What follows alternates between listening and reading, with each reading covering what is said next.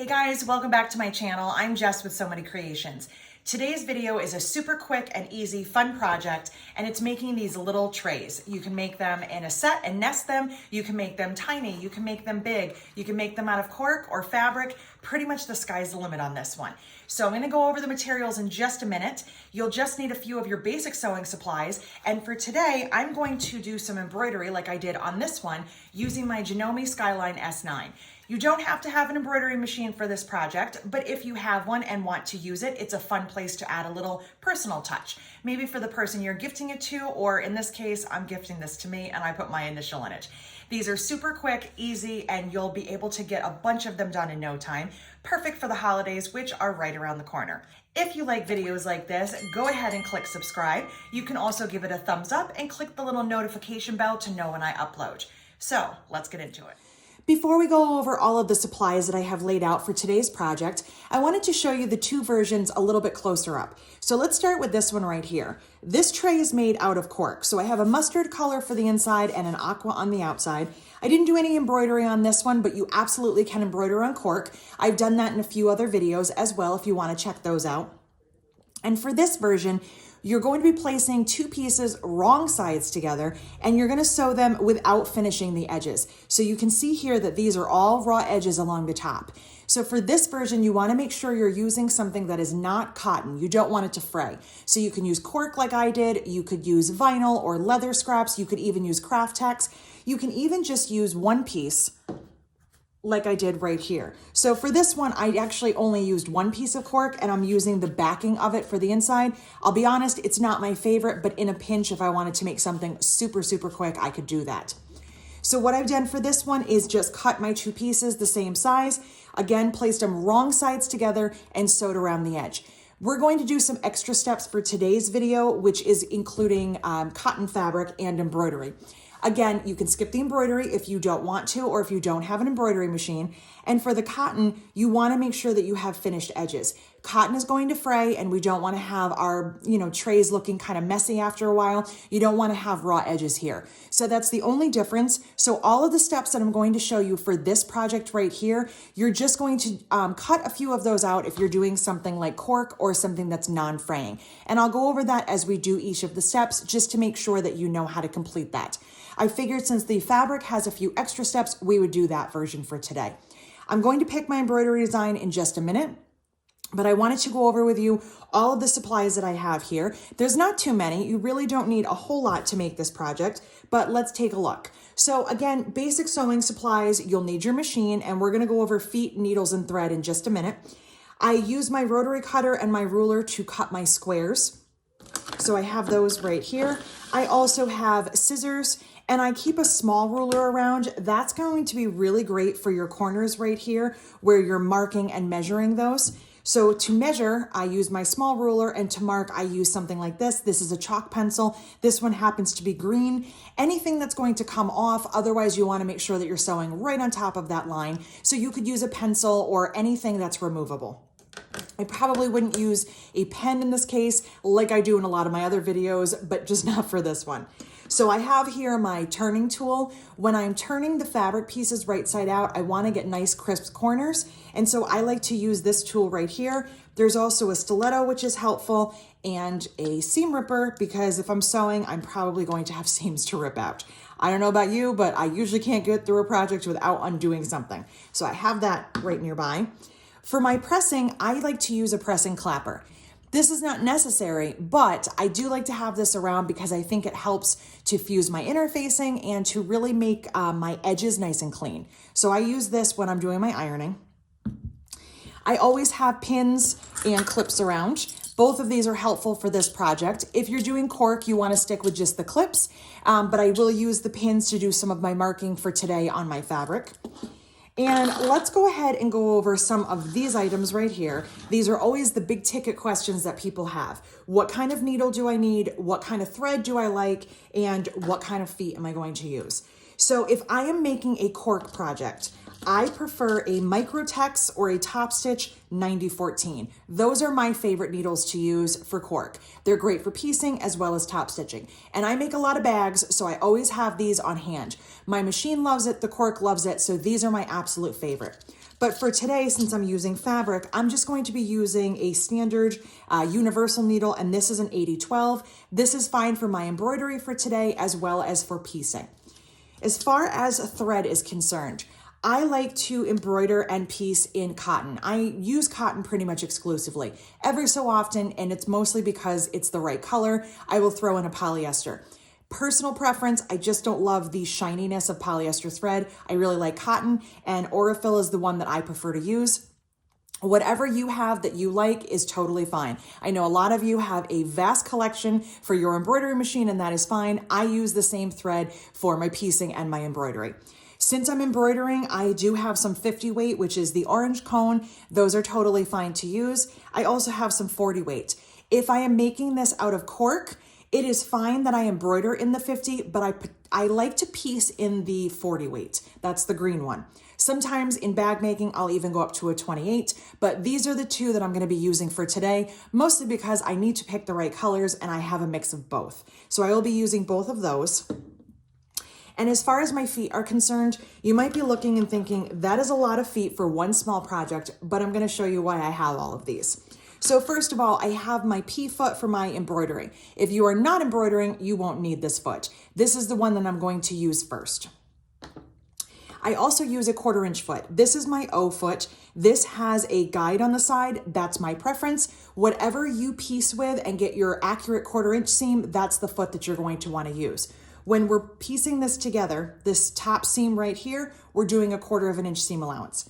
If you are doing the cork, you really don't need the 1/4 inch foot because you're just going to be doing a little bit of 1/8 inch top stitching. For my 1/8 inch, I like to use my G foot. This is a blind hem foot. You see it has a little guide in the middle there. I don't know if you can see that. I use my blind hem foot as my top stitch foot. I often call it my handle foot because I do all of my bag handles using this foot.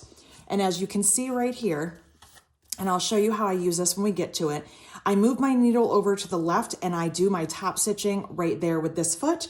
I did the same thing with my fabric option. So I like to have this around. If you don't have this foot, or if you have another one that you like to do a narrow top stitch with, you can use that. This is my personal favorite. And I also have with me my F2 foot. This is a clear foot. It's the open toe. This I use for these lines right here to make the corners. I don't need to have this foot. I can do this with my 1/4 inch, but I like that I can see a little bit better and I prefer to use that. So I would say at the bare minimum, you will want your O foot, you'll want your G foot, and again, if you're embroidering, you'll want your P foot, and you can throw in an F2 if you prefer. I'm gonna show you how to use all these feet while I'm doing the sewing steps. So let's get into the fabric that I have here. For today, I'm going to be using this cotton canvas for the outside. So this is a little bit heavier than your standard quilter's cotton like I have here for the inside, but it's not super heavy. This is not like a duck cloth. It's not that type of canvas, just a regular cotton. I've already gone ahead and interfaced this. This is the Decor Bond 809. That's my preference. You can also use Decoville Light, which is 525. Either of those would be fine. Or if you have some other interfacing on hand that you like, you can do that too. As long as your machine can handle it, that is fine. I would just suggest that you don't go super, super light, because when you're done, you want to have a little bit of body and substance to your tray. You don't want it to be really flimsy and fall over. This one right here has 2 layers of Decor Bond. I have it on my outside fabric, and I do have it on my embroidered piece as well. I do that after I do the embroidery. So I've gone ahead and made my outside, got my interfacing on there, and I cut another square for the lining. The squares that I'm using today are 9 inches. It's just a size that I picked and it worked with the scraps that I had around. What I wanted to show you too is that these both started with 8-inch squares. This one is smaller because of the seam allowance. This one is going to look a little bit bigger because there's no seam allowance.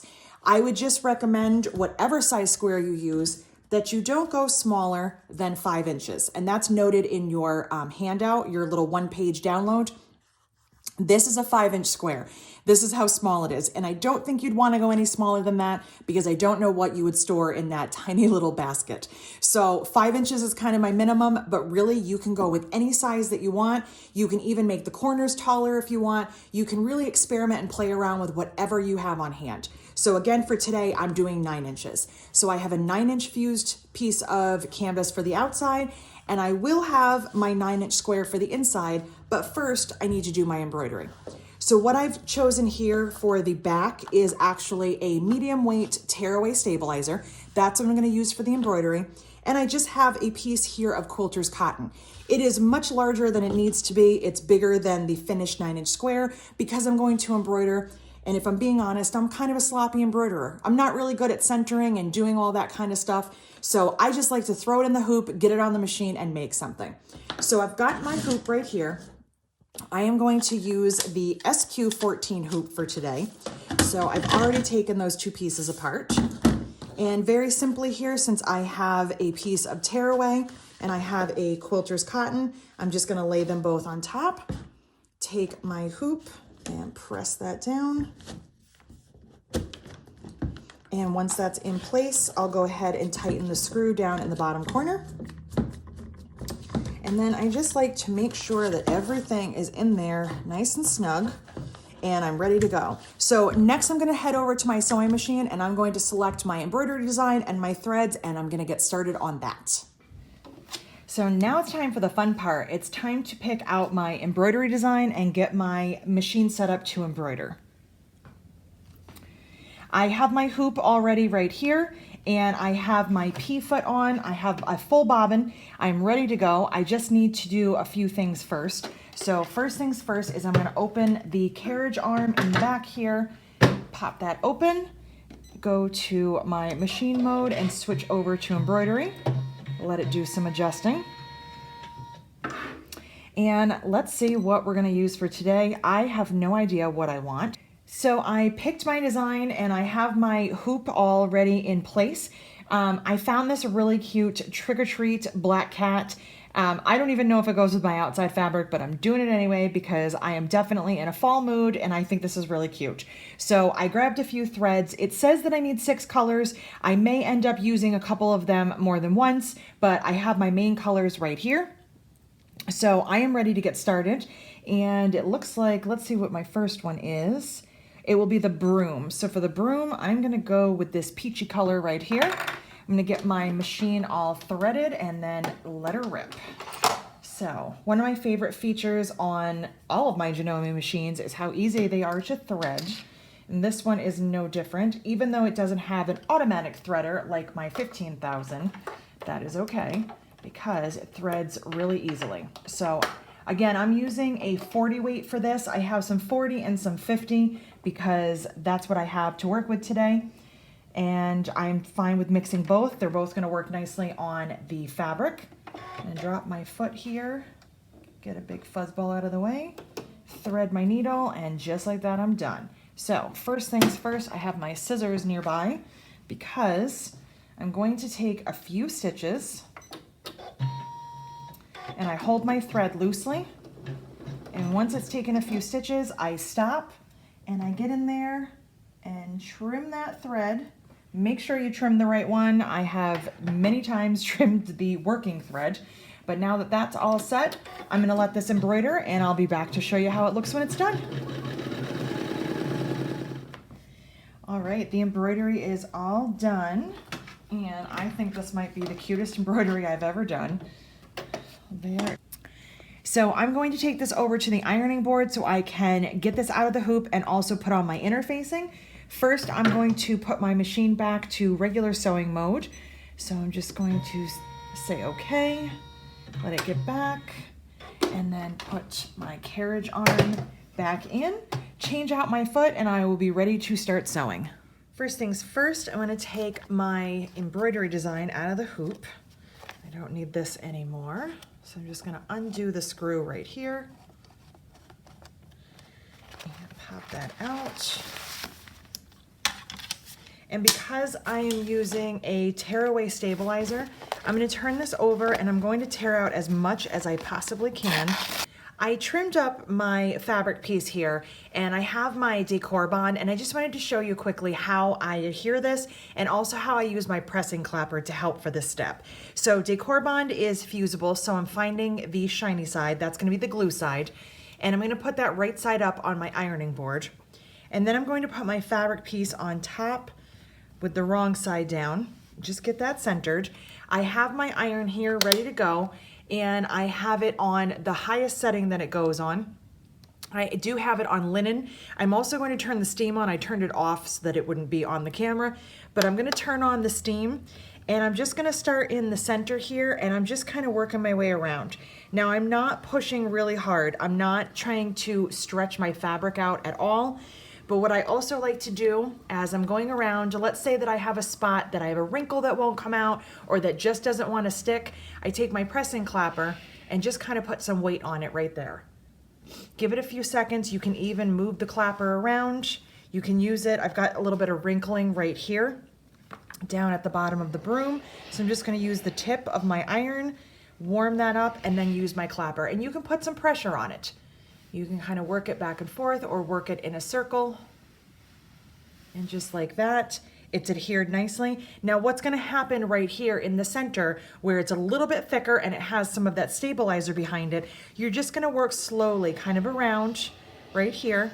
I'm trying to stay on the fabric as much as possible instead of on the back side, because if I go to the back where the interfacing is, the interfacing is a non-woven, so it's not made from cotton, which means it has a likely chance that it will shrivel or wrinkle or pucker, and none of those things are what we want. So I'm working around as much as I can, getting this adhered, getting all these little wrinkles and puckers out, using my pressing clapper. I'm always keeping my iron moving. I don't hold my iron in a certain spot and count. I don't do any of that. I don't use a pressing cloth. You will see lots of different directions out there, but these are the things that I have found work. And what I find with any fusible, what it wants more than the temperature of your iron is it wants consistent pressure. So when you're using a pressing clapper, that's what's going to help to really let it cool a little bit slower, and also to get some even pressure. And also when it's still warm, I don't pick it up. I leave this right here, let it cool a little bit. If I just immediately iron it and pick this piece right up, there's a chance that it's not going to adhere. So I just want to be patient with it, give it, give it a few seconds. I'm getting around some of these little creases. I had a little bit of puckering from my embroidery. I am still a new embroiderer, so cut me a little bit of slack. I'm not a seasoned professional like a lot of you. I'm guessing that either my hoop was a little bit too tight or possibly it was too loose, but I'm guessing it was too tight because that's what I seem to do, and I'm guessing that I stretch my fabric out a little bit. If you have some tips and you would like to kindly leave them in the comments, I would be happy to hear them. No negativity needed here, but I'm always happy to hear how I can improve what I do. I know there's a few wrinkles around the embroidery, but I'm all right with it. I am gonna turn this over, and I'm just gonna see right in here, I can tell, and you might not see this on camera, but I can tell that this hasn't stuck right in this spot because again, it's a little thicker with all the thread. So I'm just gonna carefully, and this time I'm kind of scooting my iron back and forth. You see how that side popped up? It does want to wrinkle and it does want to kind of warp. So I'm just being really careful, just like that. The pressing clapper is everything. This is my smaller one. I also have a larger one. And I'm just taking my time with it. And once it's done, it looks a lot better. I have a few more wrinkles to address because you are going to get some wrinkling when you're on the backside. So I'm just taking my time here, using my clapper, smoothing out. Because the better I do this now, the happier I will be in the end.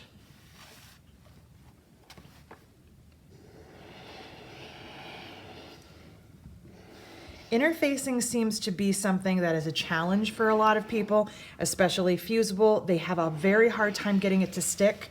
And what I have found is that the instructions that are given with the interfacing are kind of vague, and they're covering their bases because they don't know what your skill level is when you're using it. So they're trying to give you really basic, simplified information that they feel is going to work.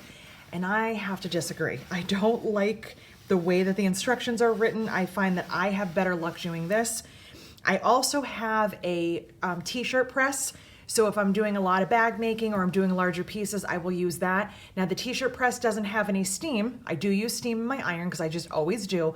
But the t-shirt press is giving you that even, consistent temperature and pressure across, and it really helps to adhere it nicely. So you can see it's not peeling up at all. It's all ready to go. So now I can head back over and grab my other piece and I'll show you how to finish this up. We're gonna have a finished tray in no time. I finished my embroidery. I have my pieces interfaced. Again, I know that I do have some wrinkling around here. That is not because of the interfacing, it is because of the embroidery.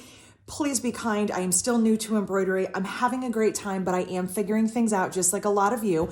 You're welcome to leave a kind, polite comment to let me know what I can do to improve my embroidery skills. I am always happy to hear that.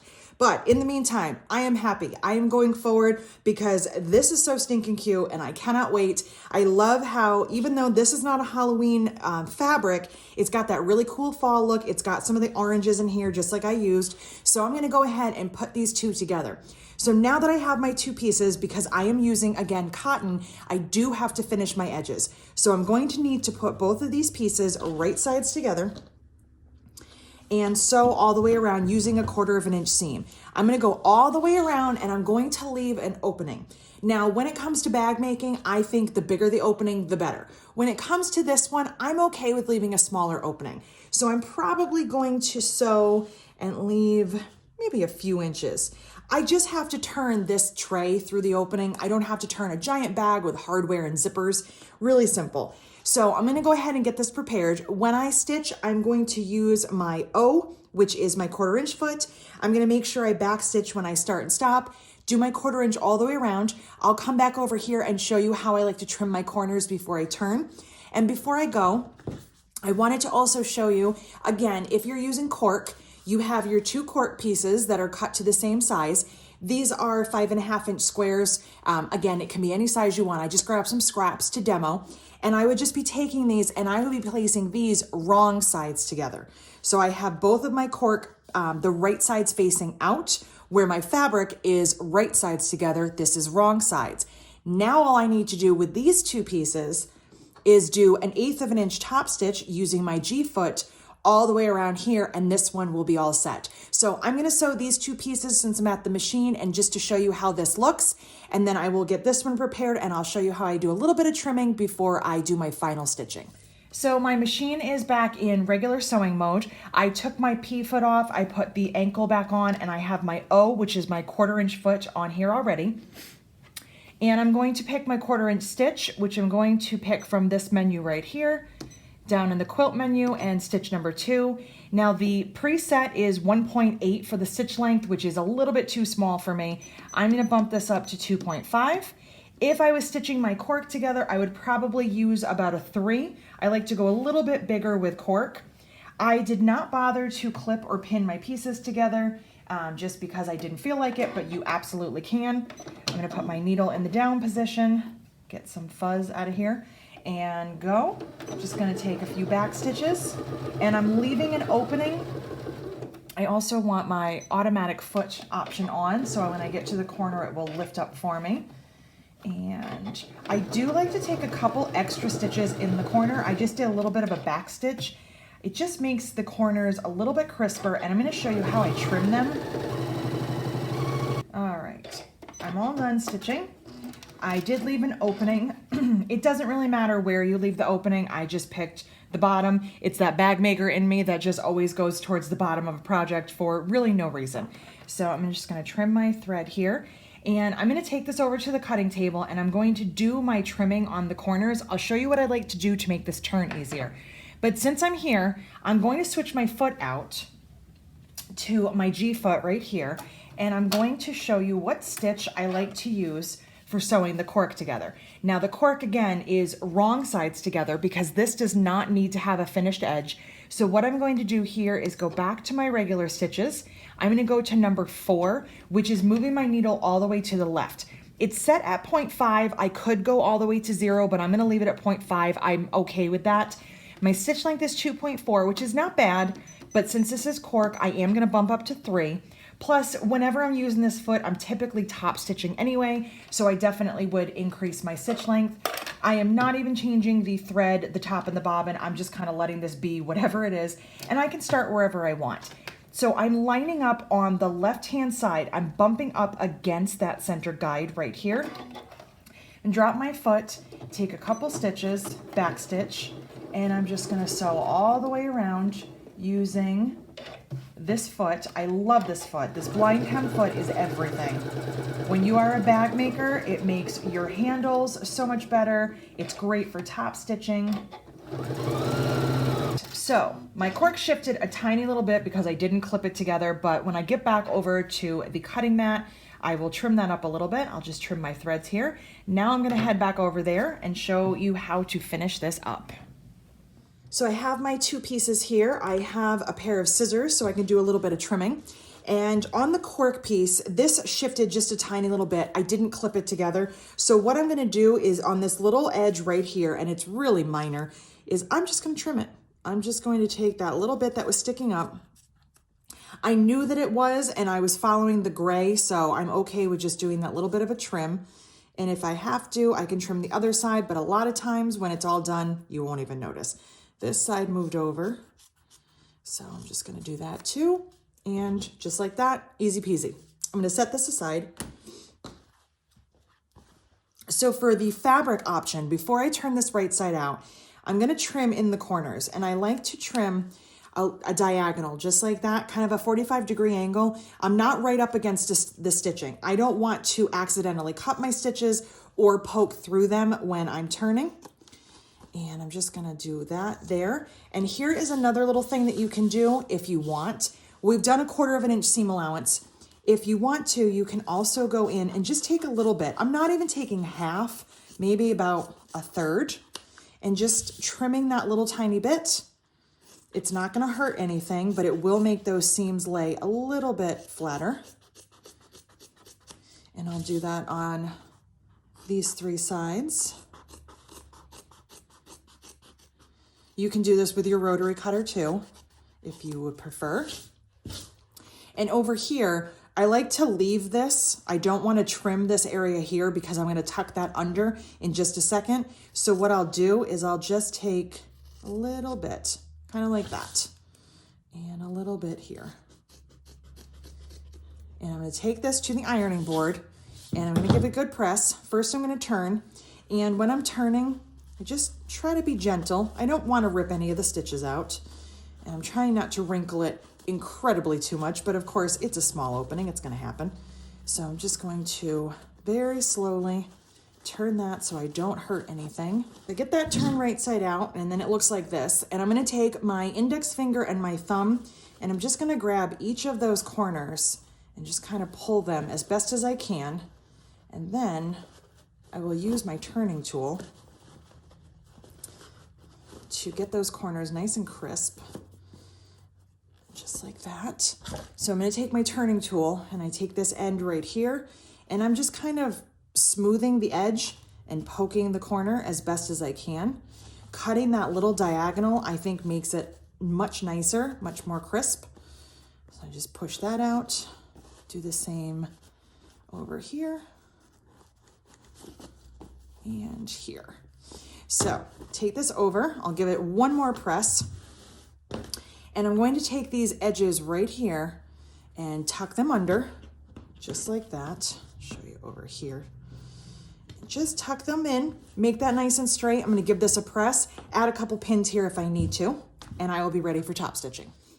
Okay, I turned, I pressed, I got this all nice and smooth. This is my open edge right here. I did use the stiletto, which is part of my turning tool, to kind of push those edges under, give them a good press. I actually don't need any pins. Sometimes I pin, sometimes I don't. Now that this is ready, I'm going to top stitch it just like I did to the cork piece, and then I will show you how to make your corners so that it stands up on its own. My machine is set up with a matching thread in the top as well as the bobbin. I wanted to make sure I did that before I completed my project here. I didn't change it when I was doing the cork just because it was a demo. But this one I'm going to complete, and I want to make sure it looks perfect. So I have the orange in the top and the bobbin. I also still have my G foot on, and I'm using stitch number 4. So my needle position is at 0.5, so it's over here to the left, almost all the way to the left. I could go to 0 if I wanted to. And my stitch length is at 3, which is totally fine for top stitching. So I'm just going to top stitch around, and typically I don't like to start on a corner. It's just a personal thing. So I'm just gonna start a little bit off, just holding my thread tails for just a second, take a couple stitches and back stitch. And I'm just gonna top stitch all the way around. And here is a question or a possible design choice. When you get to your corners, if they have a little bit of an angle, do you make one angled stitch like I just did? Or do you go all the way into the corner and have a totally straight stitch? I'm just curious. I'm gonna do one little angled stitch in each corner, just like that. Yes, my machine does not think I have enough bobbin. It might be right. I guess we will find out.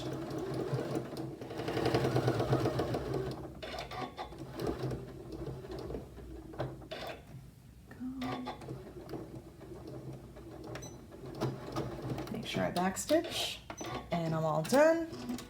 All right, let's go back to cutting. So I top stitched all the way around. I did the 1/8 of an inch using the G foot, and by doing that, I went right over the opening right here, and because that was a 1/4 inch seam and I used an 1/8 inch top stitch, I don't have an opening here. I've closed it and also done my finishing top stitching. So now both of my pieces look alike. My fabric has finished edges and my cork does not. The finishing steps are going to be the same for either one, so I'm gonna set this one aside. I'm not gonna bother finishing this one for today. I'm just gonna finish up this little guy. So the first thing that I'm going to do is grab my ruler, and I'm gonna use my smaller ruler, and my marking tool. Again, I want something that's erasable. So I'm using this green, and I'm actually going to turn this over, and I'm going to mark it on this side because this is gonna be the outside. So when I fold those edges up, that's really where I need to see the markings, not on the inside. So I'm gonna use my ruler, and for this one right here, I did 1.5 inches. I'm gonna do 1 inch on this one. I wanna make sure that my embroidery design really shows through. So what I'm gonna do is on each corner, I'm marking in from the side as well as from each side, I'm marking in 1 inch. So I'm just laying my ruler there, and I'm just making some little marks right here, just like that. If you cannot see them on camera, or just to make sure that you can, I'll use some pins. You can also do it this way as well. If it's easier, you can just take a pin and put one pin there and one pin there, just like that. However you need to mark it. I'm just going to finish up and use pins instead. That way you guys can see it. If I was doing this off camera, I would just be using my marking tool. So just, we need to know where these corners are gonna line up. All right. So there's my last one. So now I have all of my corners marked. So what I'm gonna do is turn this over again so that it's right side up, and I'm going to pinch this corner at an angle. So I'm meeting these pins together and kind of just pinching that so I get a little bit of a point. This is when I like to use my clips. And if you would prefer to do these one at a time, you can do that, or you could do all of them at the same time. And that's how your corner is gonna look. You're basically folding your piece diagonally for each corner. So again, I'm going to fold this in half like that. I'm folding it diagonally, lining up my pins, putting a clip right there. Diagonally, making a nice point. Grab a couple more clips and clip, and one more time. And the good thing about doing this now, if you clip all of your edges and have them all marked, you can kind of get an idea of how your piece is gonna look. Obviously it's a little tighter because my clips are placed inward, but I can see, is that what I want? Do I wanna go a little bit less? Do I wanna go a little bit more? And then kind of play around. I think that once these clips are out of the way and this is finished, I think it's gonna be perfect. So before I take this to my sewing machine, I can easily just wing this, but I would actually rather draw my lines. So I'm just going to fold my piece on each corner. Again, I'm using my ruler here. And I'm making sure that the ruler is lined up on that top edge, making it nice and straight. And I'm going to draw a line with my chalk pencil so I know where to sew. So now that I have that done, I can sew right on that line instead of trying to eyeball it and maybe not being perfect. Sometimes I can sew a straight line and other days I can't, so why chance it? So on each side, I'm just gonna mark one. You don't have to mark both sides of the fabric. All right, this one's a little crooked. There we go. Right up against the pin, making sure that's 90 degrees right there, and mark.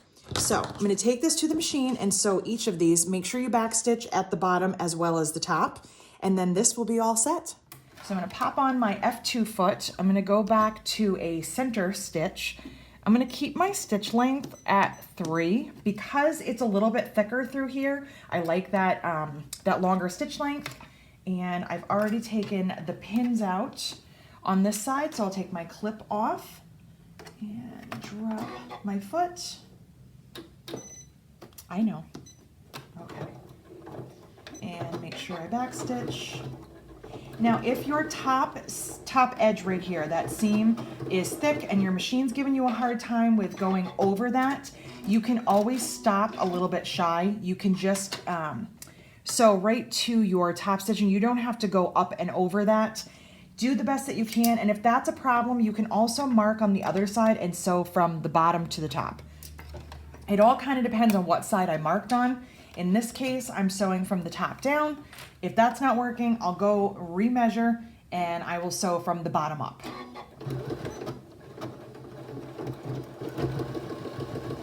I am all done for now. I'm done with my sewing, so I'm just gonna trim all these little threads. I just have a couple little things to do and then it's complete. First thing I need to do is decide if I want to do anything with these corners. And what I mean is you can let them kind of just hang out, or you can tuck them in and sew them, you can rivet them. There's a bunch of different things that you can do. And I also am going to take this to my iron and I'm going to fold each of these sides and crease them. So I think I'm gonna do that first. I'm gonna do that first and then I'll decide on my corners. I'll be right back. Okay, that's much better. So I just took this over to the ironing board and I just folded each of these edges inward and I pressed, and I missed a bunch of thread tails. Let me take care of those. Thread tails drive me crazy. Okay, done. So now the last thing I have to do before I can use it is decide what I wanna do with the corners. So for these two that I showed you earlier, I left the corners. I think it's kind of cute. I like it that way, and that's how I normally leave it.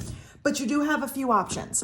On this one, what I did is I just folded each one, kind of like going in a circle around, and I top stitched right over that. You can do that if you would like. For this one, because it was cork, I actually trimmed them, which you can do if you have something non-fraying. For these, because it is fabric, I can only sew them down or I can rivet them, but I don't want to cut them. So one of the other options that I've done in the past is kind of flattening this corner out like that. So you kind of just flatten it and you can add a few stitches or a little rivet right there if you want to do that. For now, I think I'm just going to leave them, and I can always make that decision later if I decide I don't like it. But I think I'm done. I really love how this came out. It is so cute. I am ready for fall now. So I'm going to take my trays and go fill them up with things. I've got a couple of my embroidered ones here. I've got my cork trays. I have all of these options, and all I need are a few scraps to make some more. I hope you enjoyed this video. I cannot wait to see how your trays come out. Don't forget to give this video a thumbs up, hit the subscribe button, and click the little notification bell. You can also follow me on social media. I'm pretty easy to find. I'm So Many Creations, and I hope you enjoy this video. Have a great day.